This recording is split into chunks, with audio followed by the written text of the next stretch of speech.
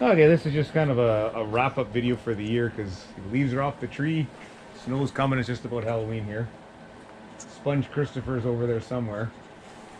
If you could draw stink lines on the camera right now, we'd have above it. I'm not that graphically inclined. Anyways, the Happy Farmer is here. We took it all apart, got everything unseized on it, threw it back together just to make sure everything kind of works as it should. There's a few things that need to be changed out on it, but all in all, it's not bad. We're gonna probably bore it out. The only issue is the place we get the pistons done, I'll show in a minute here. We use like a Lost PLA. They're usually fairly far behind. It's 6 to usually 9 months, so we might just throw the original pistons in to get it running, because to pop the heads off and bore it out and pop the cylinders, not a big deal on this. You can see there's a better lubricator underneath it. The original one, unfortunately, the glass was broken out. Years ago, bought one that actually came off of eBay. There is a name tag for this thing, and I don't know where it is. There is the serial number if you got a Happy Farmer. This one's 7052.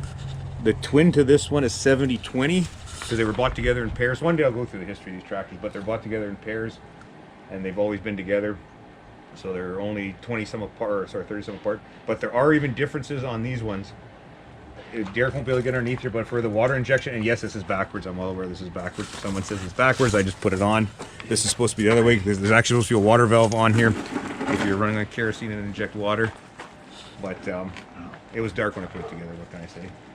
But where was I going with this? There are even differences in this casting here. They're only, like I said, the frame numbers are only 32 apart.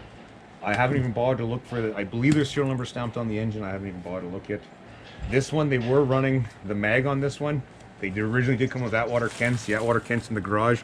There's a wooden box I'll grab that goes right here. That holds your batteries. Oh, here it is here. As you can see, it's all rotted away. But that's the original box that went there. It seems got orange paint on it still, but that would sit right there. That held your batteries and your coil. Like I said, the Atwater Kent there in the garage here. This one, they did run a mag on it. We did switch the tank on it. The original tank in front of Derek there, you can see his bottom's all rotted out. This tractor did run in 55, was the last year it ran. So it's been sitting for a long time. Like I said, the differential, we've got a lot taken apart. Some of it we're gonna have to change some of it out, like the roller pins here. I'll make new ones at 8620 case harden them. The pins, some were better than others, but I reamed them all out 10 thou over, and I'll just make oversized pins. Like I said, by and large, one of the only bad things on here, all the bearing races, inner bearing races, all have to be changed. I'm just going to make them out of D2 tool steel and harden them. That'll be fine for this. But they're all, every one of them is bad. Because most of them, I'm guessing that they put them loose, and there's like a little set screw holds them. And it's kind of cheesy, and they pound it out over time. The clutch does work on this. It needs to rewind. Watch out there, Casey. But the clutch actually does. It actually does work. Pretty good. So I said it needs to be relined. The brakes need to be relined because there are two. Here's your brakes. You do actually have, this thing does have, well, I'll call them differential brakes. There's two bands back in there. And I guess for steering, you can really step on it hard and it'll steer left or right hard. That's your pulley goes on the end of the, this one goes on the end of the crankshaft. This one drives your fan. The water pump gets driven off the other end of the crankshaft. There's a little V-belt. They're kind of goofy for starting. There's your starting crank. Even says Happy Farmer on it. I don't know how well you can pick that up. What you do to start it, you put that on just like that. And then wing her over. I'd always be afraid of it ever backfired because it's going to bring that over, and how far the handle's going to go, I don't know. The one thing that was on both these tractors was broken is the shift handle. There's a museum down about 3 hours from here has a B Happy Farmer, but they're nice enough they're going to let us borrow that off. We're going to get casted. That's one of the last pieces we're missing. Out of the two tractors, I only found one primer, and it's missing the guts, but I think I was actually talking to a guy in Belgium. I'm hoping he's going to be nice enough and give me the dimensions off of his. It's really goofy how it works. It's a primer. It has like two leather cups in here, but it also has a screw. I guess if you read the book to fire it up, you give it a pump, open the screw a bit, and you let it run on gasoline to warm up, and then switch it over to kerosene. Kind of a little bit goofy on that. That's actually where it sits right there, because this is a smaller tank here. You can see it's a smaller little pancake tank. And then there's all your governor controls, all that. Like I said, by and large, like I said, it was a complete tractor. The hitch, you can see, I think she's had a few hard ones. Like I said, the other one, there's not much in the transmission. On another video when we take it apart, but there's the one gear and the other the tractor, they broke that. And I'm thinking with stuff like that, that's why I got broke. Because I have the other hitches sitting over there, and it is broke. So I think these tractors probably had a fairly hard life. But wear-wise, there were not a lot of wear. I mean, honestly, not too bad. But other than the hitch kind of being bent, it came apart. When me and Kevin took this apart, almost nothing broke on it. I think we broke one rod per year. I think we broke one rod taking it apart, and that was about it. Problem is the fenders. Oh, that's the only fender out of the 4 fenders. That was the only fender we had. We never found any other ones in the yard. So, but you can see they all got loose and broke. That one's broke. The other side they broke one of them. So it's that you know, a little bit of probably a hard life. For a 24 horse tractor, it's light. It's only 4,000 pounds. At his place, there's a 1225 case. I think weighs probably 5 tons. So to put in perspective, this is a light tractor. Big difference. Oh, huge difference. Like 2 of these don't even weigh what a 1225 case does. No. And you look at the engine, this thing's only 6-inch bore, and the case is 7-inch bore, so you got an inch more bore. Yeah, that's all loose. We just took it apart, put it back in. Let's see if you actually turn that over. You see it actually. Oh, turn over. Transmission down there. There's a bit of... Yeah, not, like I said, we didn't put the keys back in or nothing. It was just to put it back together. And then, yeah, just to show here, this is how we do kind of the pistons here for this stuff. This is how we Waukesha. So you have an original, and we draw up, and then 3D print. We'll call a pattern. They cover that in essentially sand and plaster of Paris, burn that out, and then you get a piston. What's that one for? That's Waukesha. That's for that Hyder tractor. Oh, okay. And then these are the 2 Happy Farmer pistons.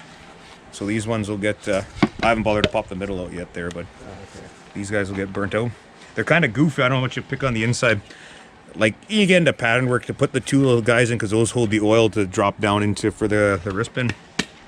And just something like that's a lot easier to model. Like I said, at work I have a couple very good drafters that do that very easily. There's valve blanks made. And I forgot that we had two of these tractors. Derek already made a setup, but whatever, there's a spare set. Spare Kingston 5-ball carburetors. You actually adjust your needle screw from the seat there. There's the 2 gears, and this goofy thing sits over top of it, and that actually turns. There's your needle for your carburetor. Because that's what I said. You adjust it on gas first. Because the gas you can see there's 2. They call them jets. That actually pulls right into the engine there. That's where you run it off the gas first, and then as it warms up, pop those off, open that up, and then it runs off the kerosene. Pretty similar to a Rumley, kind of same idea. But yeah, other than that, it's valve guides are in the shop. They were making new valve guides. The rocker arms, I think we're just going to throw new pins in them. The goofy thing on this is the cam oilers on these. They had Babbitt, and one is really kind of, they're just ball oilers, and one's in a really weird spot, and it never got old. It was bad. The cam must have just been pounded out in this thing, but it's not bad. But we're going to put bronze bushings in them, and then just maybe try to put something a little bit better for oiling in them. Well, that's kind of this. I think what we're going to do for the winter time here, I don't got room in the shop to go in there. So I think what we're going to do is pull the engine and transmission off. That'll go in the shop for the winter time. And then in the springtime, we'll see how it goes if time prevails. If we can get it running even before we get it bored out, I'd put the engine on, dick around for a year, and then next winter maybe bore it out. Because to bore it out's not that big of a deal.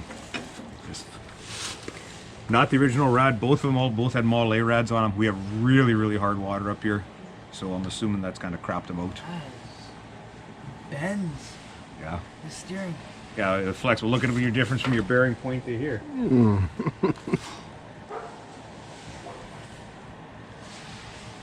Well, yeah, the front wheel, you can see another video. That's all done. I just got to make one grease nipple for that. The original lines were here, but interesting enough, and I should have grabbed it.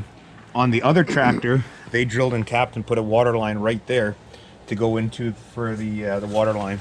And I said that other one was 20 more early, so I don't know when they went from the B's to the F's. I don't know what serial number they did. Maybe this was done way before. But there are a bunch of casting numbers on these that are B, even though it is an F. But so I don't know when they knocked them over. But yeah, that's kind of just, in a nutshell. These guys were talking about making fenders. I don't know how this is going to work. We'll see. Maybe we can. Maybe make scrap. I don't know. The one guy that was making fenders down in Michigan, we did talk to him a couple years down in Le Sueur, and he says he can't do them. there was another gentleman making them. He's passed away, so that's why I said we might try to do them ourselves. And worst we do is make scrap. Yep.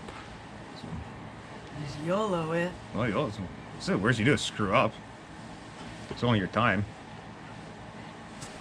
Right, Casey? Only time. Yeah, that's kind of in a nutshell there. So I just thought we just got to make a video before this thing's going to go in for the winter time here. Or at least some of it is. It's almost Halloween here, so winter is coming whether we like it or not. So Yeah. I do got to find the serial number plaque for this. It's somewhere either in there and there. I can't remember. But yeah, so we see we got to put other stuff with. There's a little half or 1 horse Maytag stove leg. There's a little half whatever 3/4 Duro whatever horsepower that is. Those got to go away for the winter. We just came back from Cool Springs. There's a 6 horse mogul cylinder we just unloaded, so Yeah. we brought home in a rental. Mercedes. No, it was a Mitsubishi, and it rode horrible. I know that steering was grinding. It was just like, Anyways, yeah. So you'll probably see a few videos. We won't do like regular videos or this or nothing, but there'll be the odd one here and there. But it's kind of just an overview video on this guy. So yeah. yeah, so that's kind of about it. Like I said, I think we're gonna throw together another. We do. What killed this tractor was there's a slinger. I should have it in the garage. The slinger that goes in the middle of the crank here, and it catches oil from right here. And one rod looked like just beautiful bad, but the other one was pounded out. But when we pulled it apart, you could see it had dirt and crud in there. So this thing had probably been shut down for 10, 15 years, and maybe there's a little bit of crud. I don't know. When they fired it up, I think they pounded the rod out of it. That's why they stopped it. But when we cleaned that up, and I said one rod can run it as is, the other one will rebab it. And like I said, the rings, I'll just go with a 16th wider on the rings and see how it goes. Alright. That's pretty good for the video then? I guess so. I guess it gives kind of an overview on it. And like I said, we'll do some stuff here and there on it. If you do have a Happy Farm that does have the primer and can give me more dimensions, we greatly appreciate it. I'm hoping the guy over in, I think it's Belgium there, will come through. Because around here, most of them don't have the primer on it. So, I don't even know if B's have it, because the one at Austin is a B, the one at Killarney is a B. So I don't know if B's actually had them, or This is an A? this is an F. Oh. An A would have a opposed engine. Yeah. The early ones. There was actually an A up in Steinbach here. It sold a couple years ago. But that's long gone now. But I think we'll wrap the video up there. And that'll be it for now. So, like I said, you'll see some videos here and there on this, but... Right, Casey? Chick-fil-A. Chick-fil-A. I'd like to see your put in the comments what your thoughts are on the Chick-fil-A. Chick-fil-A was pretty good. It was pretty good. We don't have those chains up here, so... No, it's not. Not under the power of Trudeau. What'd you think of downtown Chicago? It was pretty cool. It took 2.5 hours to get through. We made the mistake in whatever interstate it was, 39 or 80 or 90, I can't remember which one. We went right through Chicago. And then over the big bridge into East Chicago. And Skyway. yeah, the Skyway there. And the tolls were expensive. Tolls, just for anyone curious who goes through it, we've spent over $100 on tolls to go through 3 states. But it made time, so. It was $11 to get into Cleveland for Chipotle. Yeah, that was which a was rip-off. also pretty good. Yeah. Anyways, we're around. Something different. We'll catch you on the next one.